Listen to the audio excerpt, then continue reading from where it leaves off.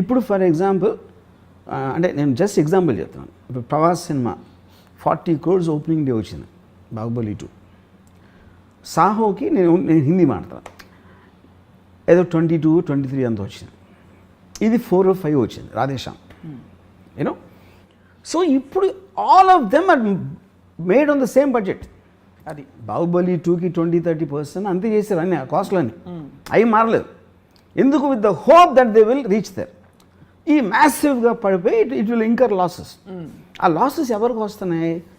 2 ముగ్గురికి వస్తాయి, handful of people let's say. ఎందుకు? వాళ్ళందరూ వాళ్ళు చేసే విజను బాహుబలి కలెక్షన్స్ని బెంచ్ మార్క్ కింద పెట్టి చేసిన బిజినెస్ ఆస్పెక్ట్స్ అన్నీ. ఓకే, సో ఒక విధంగా చూస్తే ఈ 10 మంది అంటే నేను ఊరికి ఫిగర్స్ పడేస్తున్నా.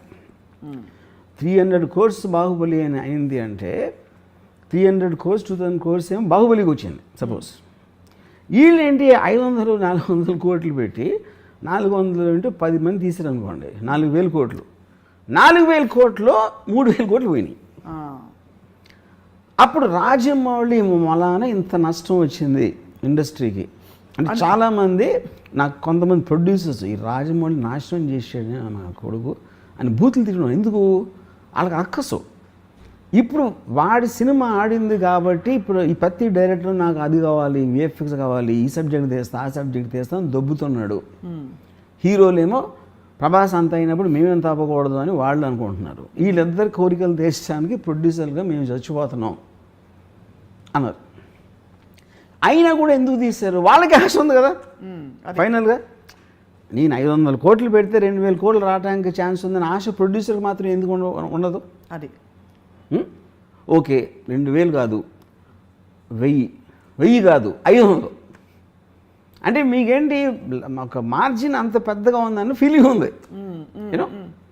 ఇంకోటి, మీరు రూమ్లో ఉన్నప్పుడు మీ కథ మీకు బాహుబలి కథ కన్నా బాగుంటుంది, RRR కన్నా బాగుంటుంది. మీరు రూమ్లో ఉన్నప్పుడు చేయొచ్చు అనిపిస్తుంది. మనం ఆ విఎఫ్ఎక్స్ తీసుకొస్తే మనం ఈయన తీసుకొద్దాం, ఫాస్ట్ అండ్ ఫ్యూరియస్ చేసినోడిని, లేకపోతే నో టైమ్ టు డై చేసినోడిని, లేకపోతే అవెంజర్స్ చేసినోడిని. అది మార్చేటప్పటికి వాళ్ళ మొత్తం అంతా అయిపోతుంది అని ఫీలింగ్ వస్తుంది. ఇది కూడా actually it was not like a new thing. Sholay వచ్చినప్పుడు జరిగింది అది. అప్పుడు ఒక చాలా పెద్ద producer, forgot his name, burning train అని తీసాడు ఒక సినిమా. అవును, గుర్తుంది.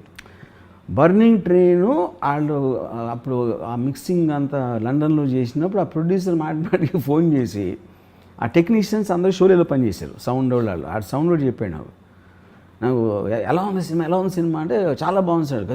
షోలేలాగా ఆడుతుందా, షోలేగానే ఎక్కువ ఆడుతుందా చెప్పమన్నాడు అండి. అదేమో డిజాస్టర్ అది బర్నింగ్ ట్రైన్ ఫైనల్గా. సో ఇది ఎప్పుడు జరిగింది, not like the first time. But ఇప్పుడున్న నంబర్స్, స్కేలు, దాని sound in the social media, that is where the whole point is. అది ఓకే. సో ఇప్పుడేంటి, ఒకలాగా చూస్తే రాజమౌళి వలన ఇండస్ట్రీకి 10,000 కోట్లు నష్టం వచ్చింది అనుకుందాం ఒక నిమిషం. కానీ అక్కడ ఒక ఇది ఏంటంటే స్ట్రేంజ్ థింగ్, 10,000 కోట్ల నష్టం రాలేదు. 10,000 కోట్ల నష్టం 2-3 వచ్చింది, 2, 10, 100, 20. డబ్బులని ఇండస్ట్రీ ఎప్పుడు పావు, దట్ ఈస్ ఎ మిస్కన్సెప్షన్. ఎవరైనా ఒకరి జేబులో నుంచి ఇంకోటి జేబులోకి వెళ్తాయి. మీకు 400 కోట్లు ఖర్చు అయినది అంటే ఏంటి దాని అర్థం? మీరు ఆర్టిస్టులకి ఇచ్చారు, టెక్నీషియన్స్కి ఇచ్చారు, వెండర్స్కి ఇచ్చారు, వర్కర్స్కి ఇచ్చారు, జూనియర్ ఆర్టిస్టులకి ఇచ్చారు. ఈ అన్ని అందరి జేబుల్లోకి వెళ్ళినప్పుడు ఒకరి జేబులో నుంచి వీడికి ఖర్చు అయింది, వాళ్ళకి వచ్చినాయి. Okay, they created employment for them. వీళ్ళ జేబుల్లో ఎక్కువగా 400 కోట్లు ఎవడో ఖర్చు పెట్టగలదు? ఉన్నోడే ఖర్చు పెట్టగలుగుతారు కదా. అవును, ఐదర్ ఉన్నోడు ఖర్చు పెట్టగలుగుతాడు, లేకపోతే రేజ్ చేసే కెపాసిటీ ఉన్నోడు ఖర్చు పెట్టగలుగుతాడు. సో వాడి నుంచి అందరికీ వెళ్ళినాయి. అప్పుడేంటి, రాజమౌళి తనకి తను తెలియకుండానే ఒక ఎక్స్ట్రాడినరీ చారిటీ చేశాడు. ఇది రాజమౌళి జేబు నుంచి అది. కానీ రాజమౌళి మూలాన వీళ్ళు ఇన్స్పైర్ అయ్యి వాళ్ళు ఏదో చేద్దామని వాళ్ళ డబ్బులని వేరే వాళ్ళకి దానం ఇచ్చారు. ఈ తప్పు రాజమౌళి గారు అంటారు. తప్పు is not the point. By default is actually making people spend money for the sake of other people, not for themselves. అది ఇప్పుడు మీకు ఎప్పుడైనా కేపిటలిజం అనేది నడిచేది గ్రీడ్తో. నాకేం కావాలి, నేనే డబ్బున్న అవ్వాలి. డబ్బున్నోడు ఎప్పుడు ఏం చేస్తాడు, నా డబ్బు ఇన్వెస్ట్ చేసినప్పుడు నాకు ఇంకా డబ్బు రావాలి అని గ్రీడ్ ఉంటుంది. అవును. ఓకే, ఆ గ్రీడ్ తోటి ఒకే సినిమాతో 2,000 కోట్లు కొట్టేద్దాం, 500 కోట్లు ఖర్చు పెడితే 2,000 కోట్లు వచ్చేస్తుంది అనే గ్రీడ్ తోటి ఇన్వెస్ట్ చేశాడు. ఈ 500 400 కోట్లు పోయినాయి అనుకోండి సపోజ్. ఈ 400 కోట్లు వేరే వాళ్ళ దగ్గరికి వెళ్ళి అప్పుడు మంచి జరిగినట్టే కదా. అవును. Which is what the whole point of society. సొసైటీలో ఎంతో కొంత సమానత్వం ఉండాలి, ఒకే ఒక్కరి దగ్గర ఉండిపోకూడదు. Money should not be concentrated on a few people అనేది ఒక బిలీఫ్ సిస్టమ్ ఉంది. మీకు అప్పుడు ట్రికల్ డౌన్ ఎకానమీలో వాళ్ళ ఇన్వెస్ట్మెంట్లో వస్తూ ఉంటుంది అలా కిందకి అది. తప్పకుండా. సో అప్పుడు దాన్ని ఫెసిలిటేట్ చేసినవాడు రాజమౌళి. సో రాజమౌళి మొలాన ప్రొడ్యూసర్ రోడ్డు మీదకి వచ్చేసే వాళ్ళు ఉన్నారు, కానీ వర్కర్లు టెక్నీషియన్స్ వాళ్ళందరూ చాలా రిచ్ అయిపోతారు. ఇప్పుడు ఇన్ని మీకు విఎఫ్ఎక్స్ స్టూడియోస్ కానీ ఇది అది అన్నీ వచ్చేసింది దేని మూలన? Because of this Rajamouli. So అది తను కావాలని చేస్తున్నాడా అది పాయింట్ కాదు. ఇప్పుడు ఎప్పుడైనా మీరు ఈవెన్ ఒక ఎనీ పర్సన్ అతనికి ఉన్న యాటిట్యూడ్ అతను చేసిన దాని గురించి మీకు సైడ్ ఎఫెక్ట్స్ లాగా వస్తాయి, కానీ ఆ టార్గెట్ రాజమౌళికి ఉంటుందని నేను అంటలా. That is not the point. But by default he's working for the welfare of the people in a strange way. So ఒక ఆల్మోస్ట్ ఒక రాబిన్ హుడ్ లాగా. Yeah, you can say Robin Hood, like ఫినామిననే కదా, unintentional Robin Hood. Correct, Robin Hood ఉన్నవాళ్ళ దగ్గర నుంచి. నాకు I like this Rajamouli Robin Hood అంటారు. కరెక్ట్, అంటే గొప్పోళ్ళ దగ్గర నుంచి డబ్బులు కొట్టేసి బేదోళ్ళకి పనిచేయటం. కానీ ఇక్కడ ఒకే డిఫరెన్స్ ఏంటంటే తను కొట్టేయకుండా వాళ్ళతో వాళ్ళే కొట్టేయించబడి అది వాళ్ళే వాళ్ళని దోచుకుని ఇచ్చేస్తున్నారు పేదలకి. యా, దీని ఎగ్జాంపుల్ ఎక్కడ చూశానంటే నేను, యా దట్స్ పాయింట్. ఇప్పుడు నానా పాటేకర్ ఒక అలవాటు ఉంటుంది ఆయనకి, ఏదో ఒక బాబా ఏదో సమ్ కైండ్ ఆఫ్ ఏ ఒక ఆశ్రమం, బాబా అంతే హిజ్ నేమ్ ఇస్. రెమ్యునరేషను నానా పాటేకర్ 4 కోట్లు తీసుకుంటే 2 కోట్లు ఆ ఆశ్రమంకి ఇవ్వాలి. ఇది ప్రొడ్యూసర్. ఓకే, అప్పుడు ఏం చేస్తాడు నానా పాటేకరు? ఆ 2 కోట్లు ప్రొడ్యూసర్ ఇప్పిస్తాడు. నేను ఇస్తానని చెప్పట్లా, నాకు 2 కోట్లు చెక్కు, 2 కోట్లు దానికి ఇమ్మంటాడు.